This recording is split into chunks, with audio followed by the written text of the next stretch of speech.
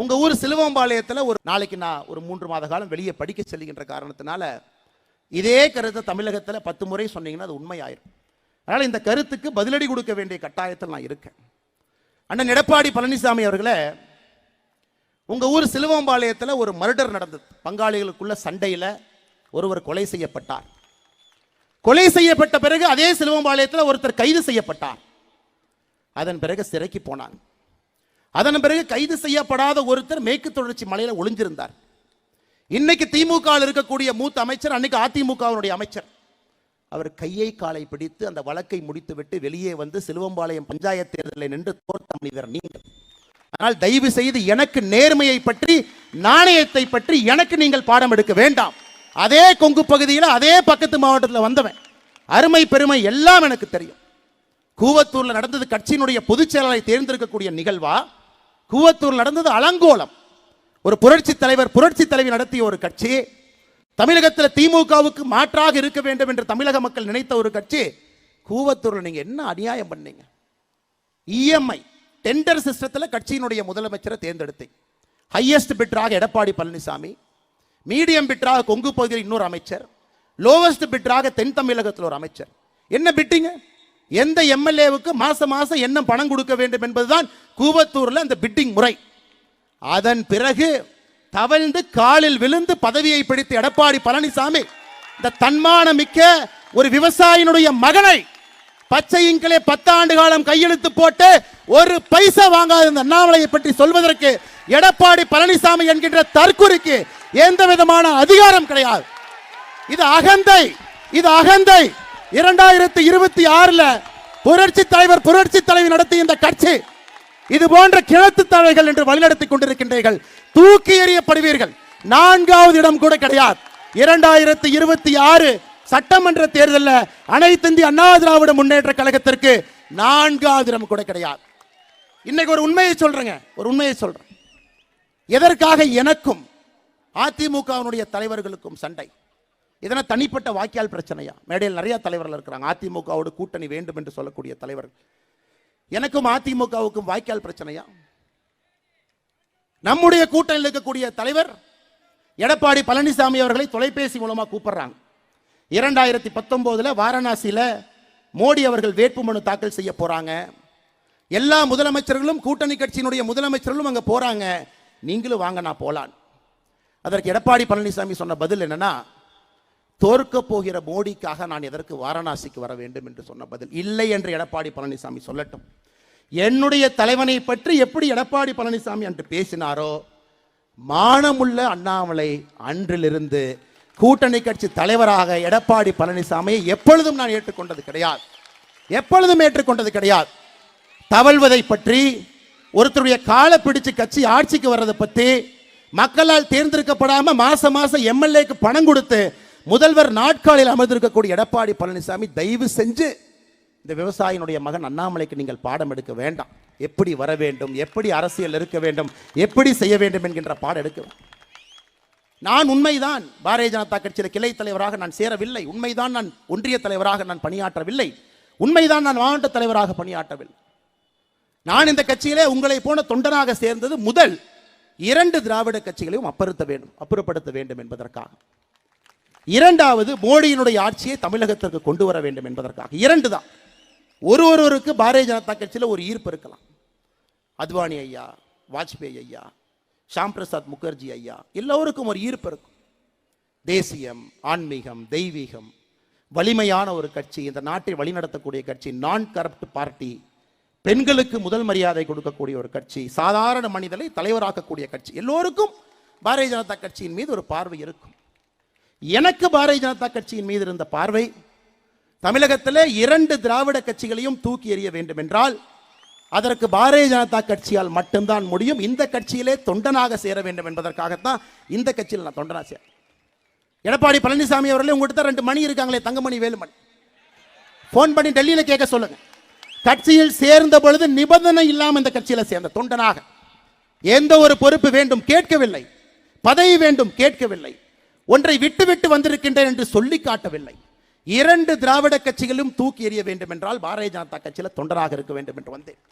இந்த கட்சி எப்படி எல்லா தொண்டர்களுக்கும் ஒரு பொறுப்பு கொடுக்குதோ அதுபோல் தான் எனக்கும் ஒரு பொறுப்பு கொடுத்திருக்கு. இது பெரிய பொறுப்பு, சின்ன பொறுப்பு கிடையாது. உங்க கட்சியில வேணா மேடையின் மீது அமர்ந்திருக்கிறனால நீ பொதுச் செயலராக இருக்கலாம்.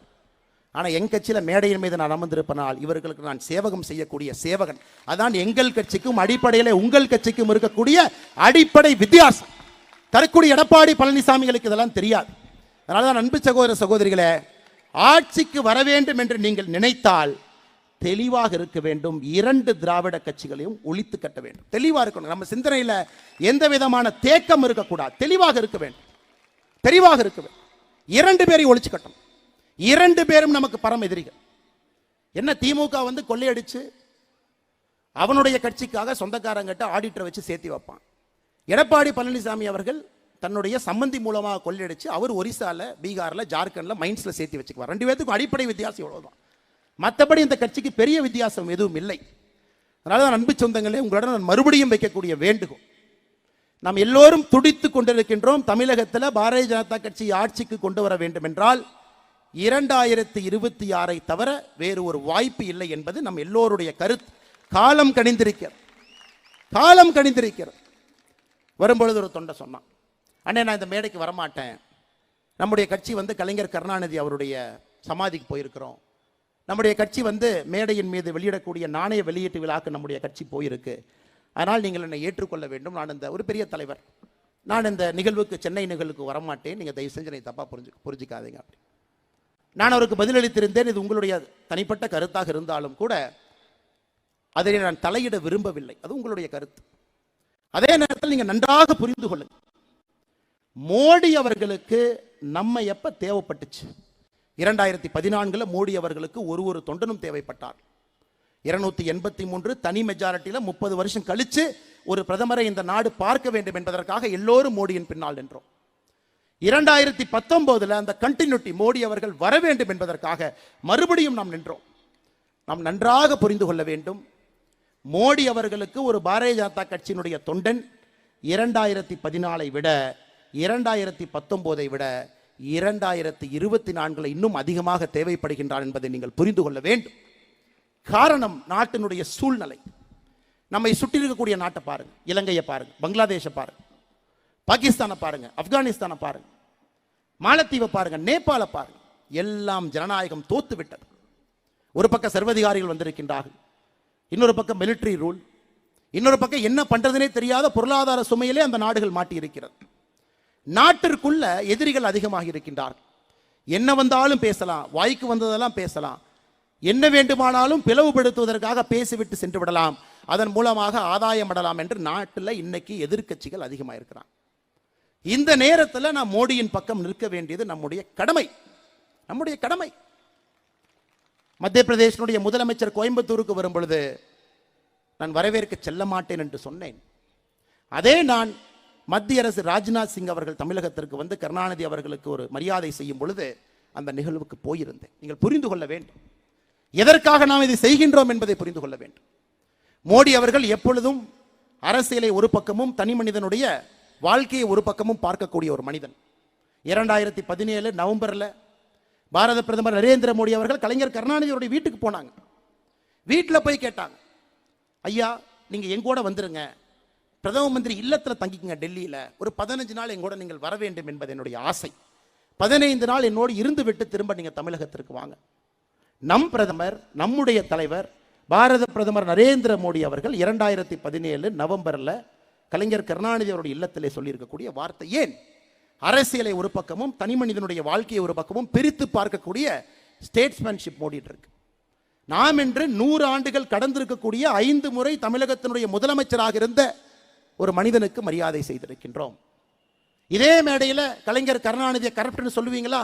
ஆம், தமிழகத்தினுடைய நம்பர் 1 ஊழல்வாதி, எந்த மாற்று கருத்தும் இல்லை. இதே மேடையில் மாற்று அரசியல் வேண்டும் என்று சொல்லுவீர்களா? நிச்சயமாக வேண்டும், எந்த மாற்று கருத்தும் இல்லை. அதே நேரத்தில் கலைஞர் கருணாநிதி அவர்கள் தமிழகத்திற்கு செய்திருக்காங்களா? செஞ்சிருக்கிறாங்க. 5 முறை முதலமைச்சராக இருந்து மக்களுக்கு பணி செஞ்சிருக்காங்களா? செஞ்சிருக்கிறாங்க. அந்த இரண்டையும் பிரித்து பார்க்க வேண்டிய கட்டாயம் நமக்கு இருக்கிறது. அன்பு சகோதர சகோதரிகளே, அதை உணர்ந்துகிட்டீங்கன்னா மட்டும்தான் இந்த political party will be a matured political party. ஒரு அரசியல் இயக்கத்திற்கும் ஒரு அரசியல் கட்சிக்கும் இருக்கக்கூடிய அடிப்படை தன்மை என்னன்னா, நம்முடைய அரசியல் என்பது மெச்சூர்டாக இருக்கணும். எதை எப்பொழுது செய்ய வேண்டுமோ செய்வதற்கு நாம் தயாராக இருக்க வேண்டும். அதைத்தான் நாம் செய்து கொண்டிருக்கின்றோம். தமிழகத்தில் திமுகவினுடைய கூட்டணியும் பாரதிய ஜனதா கட்சியினுடைய கூட்டணி வரும். இன்னைக்கு டிவியை போட்டீங்கன்னா இதான் பேசுவாங்க. எல்லாம் ஏசி ரூம்ல உட்காந்து விமர்சகர், வலதுசாரி, இடதுசாரி, எத்தனை சாரி இருக்குன்னு தமிழ்நாட்டினுடைய மீடியாவை பார்த்தா தான் நமக்கே தெரியும். எல்லாரும் பேசுவாங்க.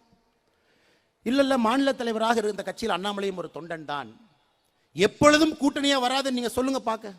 இந்த மீடியா நண்பர்கள் அடிக்கடி கேட்கக்கூடிய கேள்வி என்னன்னா, நம்மளை அப்படி பிரஷர்ல போடணும் அப்படின்னா, தமிழிசை அக்கா யாராச்சும் இருக்குன்னா மைக்கை நீட்டி உங்களுக்கும் திமுகவுக்கும் எப்பவுமே கூட்டணி வராது நீங்க சொல்லுங்க பார்க்க. நான் சொல்றேன், இப்ப நான் சொல்றேன்.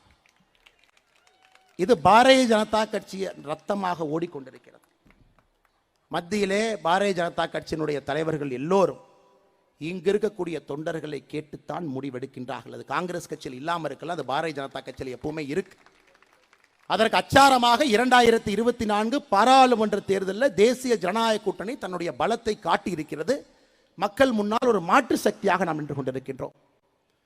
தொண்டர்களே, நான் சொன்னா அது பெரிய செய்தியாக எனக்கு தெரியும். இதை நான் யோசித்து, ஆழமாக யோசித்து, நிதானித்து, நன்றாக சிந்தனை செய்து, பாரதிய ஜனதா கட்சியினுடைய எந்த ஒரு தொண்டனுக்கும் மனம் புண்படக்கூடாது என்பதை நன்றாக உணர்ந்து இந்த வார்த்தையை நான் பதிவு செய்கின்றேன். எப்பொழுதும் பாரதிய ஜனதா கட்சிக்கும் திமுகவுக்கும் தமிழகத்தில் உறவு இருக்காது, இருப்பதற்கான வாய்ப்பு இல்லை. எழுதி வைத்துக் கொள்ளுங்கள், எழுதி வைத்துக் கொள்ளுங்கள். நடக்காது. தேசிய கட்சி எப்படி வேணாலும் முடிவெடுப்பாங்க, ஒரு தேசிய கட்சி எப்படியெல்லாம் முடிவெடுக்காது. ஒரு தேசிய கட்சி எப்பொழுதும் தொண்டனுடைய உணர்வுக்கு மதிப்பளித்த தேசிய கட்சி முடிவெடுக்கும். அதுதான் பாரதிய ஜனதா கட்சிக்கும் தேசிய கட்சி என்கின்ற பெயருக்கே ஒரு கெட்ட பெயரை வாங்கி கொடுத்திருக்கக்கூடிய காங்கிரஸ் கட்சிக்கும் வித்தியாசம். காங்கிரஸ் கட்சியிலே இங்க தலைவர்கள் கிடையாது, அடிமைகள் இருக்கின்றார்கள். அவரெல்லாம் அடிமைகள், அடிமைகள். இங்க தலைவர்கள் கிடையாது, அடிமைகள். அவர் 1971 எப்படி இந்திரா காந்தி அவர்கள் கூட்டணியில் ஆரம்பித்து காங்கிரஸ் கட்சி என்கின்ற கட்சி தமிழகத்தில் காணாமல் போயிடுச்சு. அடிமைகளாக இருந்து கொண்டு அவர்கள் காங்கிரஸ் கட்சி நம்மை பார்த்து கேள்வி கொண்டிருக்கின்றார்.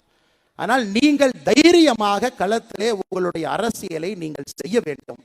எந்த விதமான சமரசமும் நமக்கு களத்தில் இருக்கக்கூடாது. காரணம், உயிரை கொடுத்து நின்று கொண்டிருக்கின்றோம். இல்லை, இந்த தீய சக்தியை விட அந்த தீய சக்தி கொஞ்சம் தீய சக்தி, அந்த தீய சக்தியோட கூட்டணி வச்சு இந்த சக்தியை தள்ளி விட்டுட்டு அவங்கள கொண்டு வாங்க. பவருக்கு வந்தா இதைவிட பெரிய தீய சக்தியாக அந்த தீய சக்தி இருக்கும். அதை தொடர்ந்து தமிழகம் பார்த்து கொண்டிருக்கிறது. அருமை சொந்தங்களே, தொண்டர்களே, இங்க இருக்கக்கூடிய நம்முடைய தலைவர்களே, எல்லோரும் உழைத்துக் கொண்டிருக்கின்றீர்கள். உங்களுடைய உழைப்புக்கு அங்கீகாரம் கொடுக்கிறோம். மாவட்ட தலைவர் கபிலனை 2 நாளைக்கு முன்னாடி கைது பண்ணி 3 நாளுக்கு பிறகு நான் வந்து பாரதிய ஜனதா கட்சிக்கும் திமுகவுக்கும் வாழ்க்கையிலே ஒட்டுறவு இருக்காது என்று சொன்னால்தான் என்னுடைய சேருக்கும் எனக்கும் அது மரியாதை.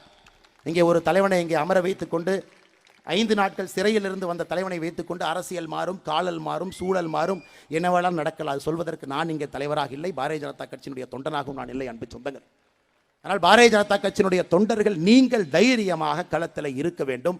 எந்த விதமான சுணக்கத்தையும் எங்கேயும் காட்டாது.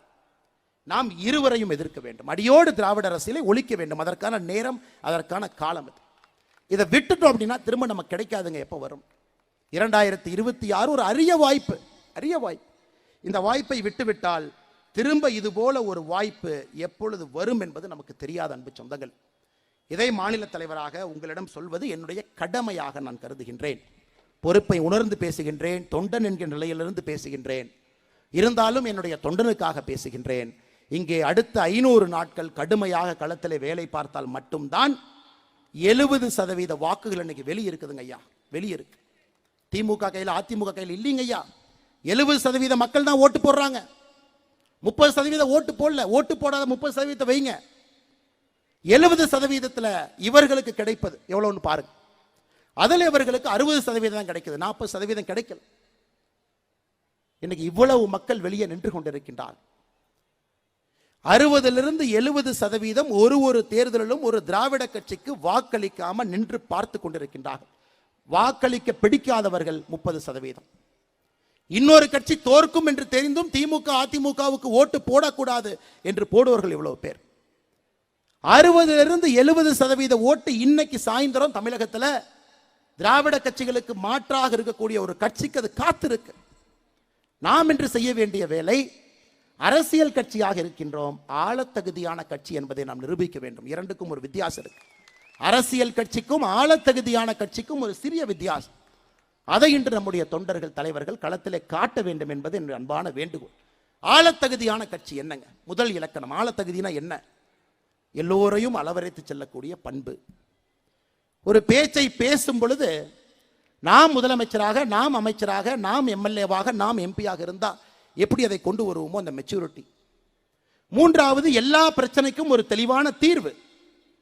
நான்காவது, தமிழகத்தை முன்னிலைப்படுத்தி தமிழகத்திலே பாரதிய ஜனதா கட்சியினுடைய அரசியல். ஐந்தாவது, தேசியம் ஆன்மீகம் எப்பொழுதும் நம்முடைய இரு கண்களாக தமிழகத்தை முதன்மைப்படுத்தும் பொழுது நம்முடைய அரசியலில் இரண்டு கண்களாக இது இருக்க வேண்டும்.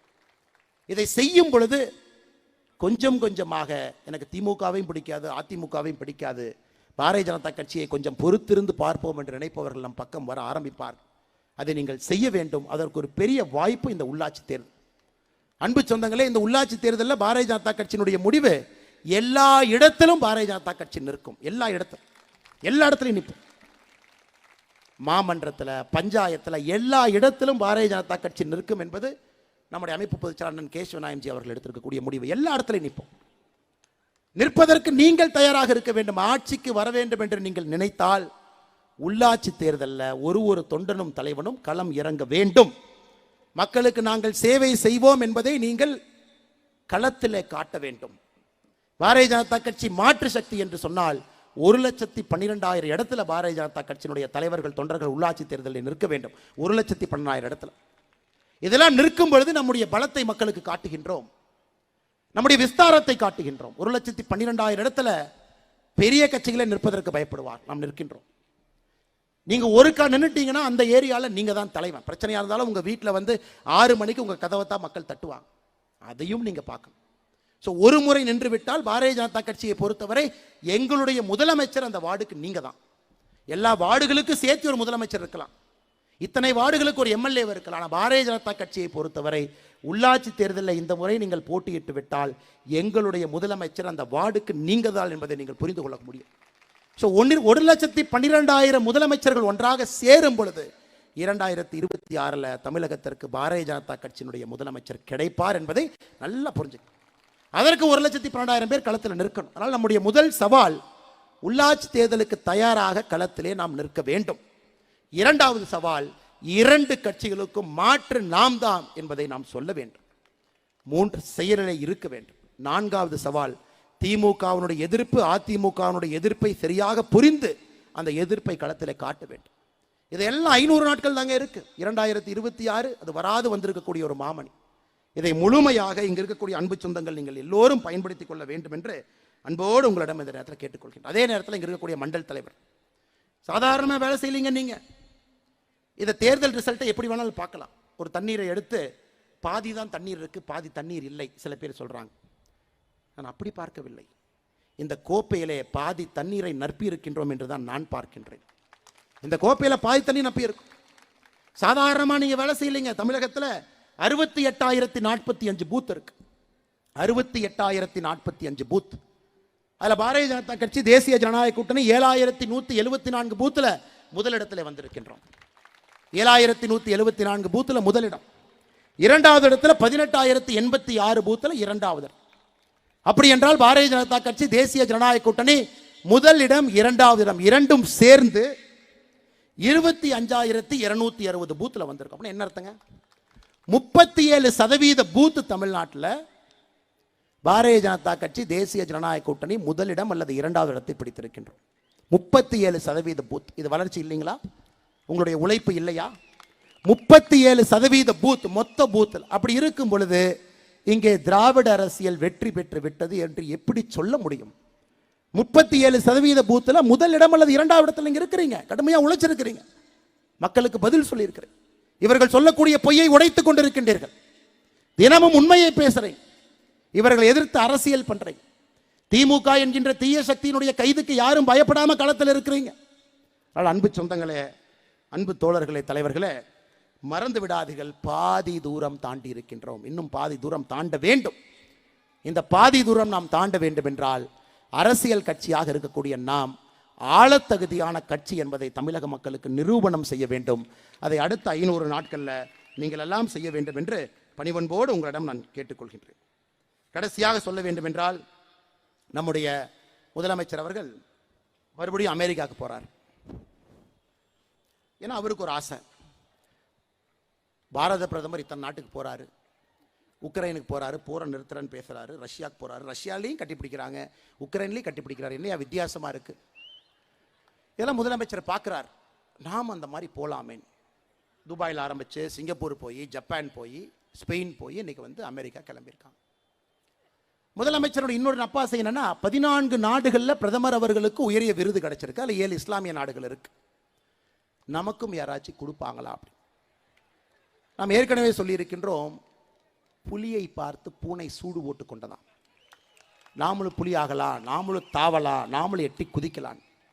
அது அன்பு சொந்தங்களே, எந்த விதமான டிராமாவை அவங்க போட்டாலும் கூட முதலமைச்சர் அவர்களுக்கும் தெரியும், தமிழகத்தில் இருக்கக்கூடிய திமுகவிற்கும் தெரியும், இந்த பொய்யான அரசு, பித்தலாட்டத்தனமான அரசு, ஏழை மக்களுடைய வயிற்றை அடிக்கக்கூடிய அரசு, தமிழகத்திற்கு எந்த விதமான நல்லதும் செய்யாம தமிழிசேகா சொன்னது போல ஸ்டிக்கர் ஒட்டக்கூடிய ஒரு அரசு, ஆண்டிக்கோலத்தில் இருக்கக்கூடிய எம்பெருமான் முருகனை அவமானப்படுத்தி, இதையெல்லாம் பேசிவிட்டு அவமானப்படுத்திவிட்டு ஒரு மாநாடு போட்டால் முருகனுடைய மனம் குளிர்ந்து விடும் என்று நினைக்கக்கூடிய ஒரு மூடத்தனமான அரசுக்கு 2026 மக்கள் பதிலடி கொடுக்க போறாங்க. அதனால் நீங்கள் தெளிவாக இருக்க வேண்டும், கடுமையாக உழைக்க வேண்டும், எந்த இடத்திலும் கூட சுணக்கம் காட்டாதீங்க. வருகின்ற காலம் நம்முடைய காலம் என்பதை மறந்து விடாதீர்கள். குறிப்பாக இந்த மேடையில் இருக்கக்கூடிய எல்லா நம்முடைய ஆற்றல் மிகுந்த மாவட்ட தலைவர்களுக்கு என்னுடைய நெஞ்சார்ந்த வாழ்த்துக்களை, நல்வாழ்த்துக்களை தெரிவித்துக் கொள்கின்றேன். மேடைக்கு முன்புறத்தில் இருக்கக்கூடிய நம்முடைய மண்டல் தலைவர்களும் மாவட்ட தலைவர்கள் சார்பாக அவர்களுக்கும் என்னுடைய நெஞ்சார்ந்த வாழ்த்துக்களை, நல்வாழ்த்துக்களை தெரிவித்துக் கொள்கின்றேன். சென்னையில் இருக்கக்கூடிய 3 பாராளுமன்றத்தில் 591 பூத்து முதலிடத்தில் வந்திருக்கிறேன்.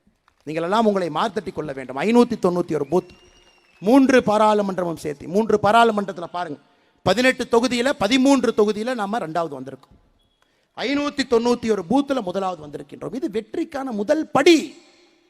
கோப்பை பாதி நம்பி இருக்கிறது என்று பார்க்க வேண்டிய பார்வை. அதனால் இன்னும் வேகமாக சுணங்காம நீங்க வேலை செஞ்சுக்கிட்டே இருங்க. வருகின்ற காலம் நம்முடைய காலம், அதில் எந்த ஒரு மாற்று கருத்தும் இல்லை. எதற்கும் பயப்படாதீங்க.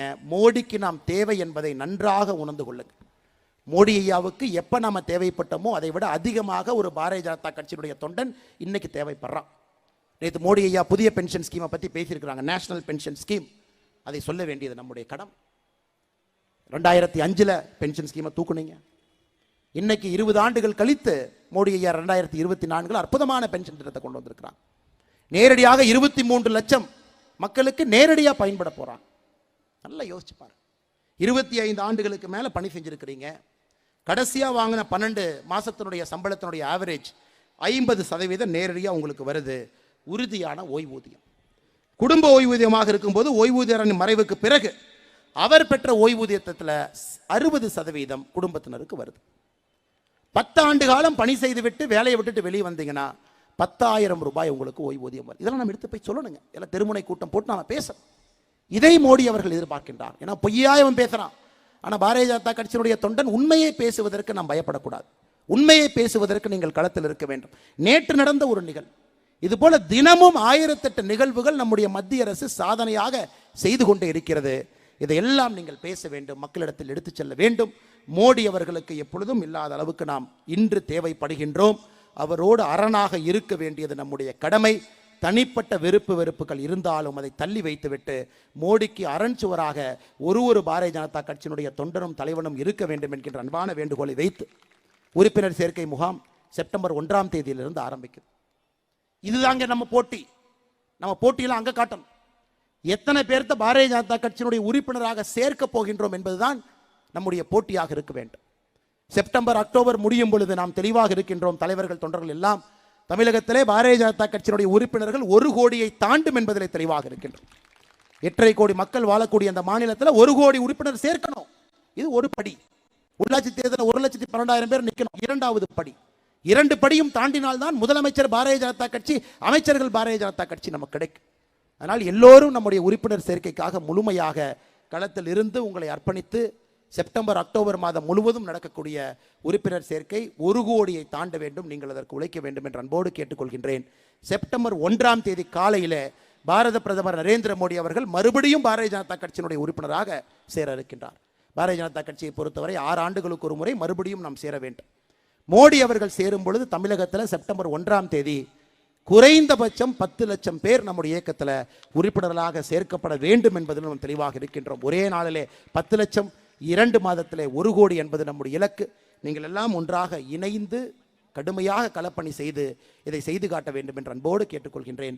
வந்திருக்கக்கூடிய எல்லா நம்முடைய தொண்டர்களுக்கும், தலைவர்களுக்கும், மண்டல் தலைவர்களுக்கும், கிளை தலைவர்களுக்கும், மேடையின் மீது இருக்கக்கூடிய எல்லா மாவட்ட தலைவர்களுக்கும், மேடையின் மீது இருக்கக்கூடிய எல்லா மூத்த தலைவர்களுக்கும் என்னுடைய நெஞ்சார்ந்த நன்றிகளை தெரிவித்து, வாய்ப்பு கொடுத்த இந்த மாவட்டத்தினுடைய தலைவர் அண்ணன் கருநாகராஜன் அவர்கள் நன்றி தெரிவித்து என்னுடைய உரையை முடித்துக் கொள்கின்றேன். நன்றி, வணக்கம். பாரத் மாதா கி, பாரத் மாதா கி, பாரத் மாதா கி.